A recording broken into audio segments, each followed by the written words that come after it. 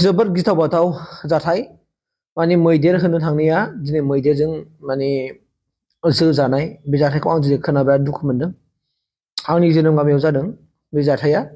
एसे आगोलसो दहायनि आधा घन्टासो सिगां थारमाने डिपार्टमेन्टनि मानसिखौ लेंहरनानै हरै मैदेरखौ गामिनि मानसिया लेंहरदों आरो लेंहरनानै मैदेरा उफुद्रु जाबाय थायो नालाय माने रायमना नेसनेल पार्कनि सिङाव थानाय माने सामफान फरेस्ट रेन्जनि आन्दाराव गोलैयो बेयो थाइगिरगुरि गामियाव जादों बेयो थाइगिरगुरि गामियावहाय माने मैदेरखौ होदोंमोननो होनो लेंहरनायखाय होदोंमोन ओमफ्राय दा मारै जाखो मिथिया बबे बुहुलाव जाखो दा दिनै बे सासे आंनि बिदा सोमोन्दो जानाय गामिनि बेखौ दा मैदेरा जोना गालांबायनो सिङाव जोदों होनना बुंदों दा सिङाव मा अबस्थायाव जाखो मिथिया दा बोरै सिरियास मानसिया बिराद गिदिर सिरियास जादों माने सिङाव माबोरै अबस्थायाव जाखो बेखौ दा एक्सट्रा खालामाथ' मिथिला दा मानसिखौथ' थाबायनो हाखायाखिसै मानसिया जोजानाय लोगो लोगो दा मानसिखौ हस्पिटाल लांनांगौ जानानै फैबाय थासारिखौ खोनानाय लोगो आं बिराद दुखु मोनदों मानोना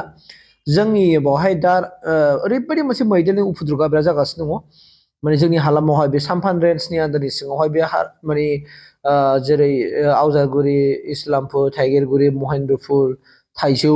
बे हाग्रा सेर सेर ओनसोलावहाय बिराद गिदिर मोनसे मैदेरनि थासारि जागासिनो दं जाय मैदेरा दिनै उफुद्रु खालामगासिनो दङ मानसिफोरखौ हाबनानै माबा माबि जानाय लोगोसेनो बारि बागान सिफायनाय न' बां सिफायनानै संख्रि बानलु जाहरनाय ओरैबायदि अयथासार जाबाय होनोबो हाखाया नों होनो राव होबानो थरसेबानो मानसिखौ होसोयोसो राव होबानो मानसिखौ होसोयोसो बेफोरबायदि घटना जागासिनो दं आरोखि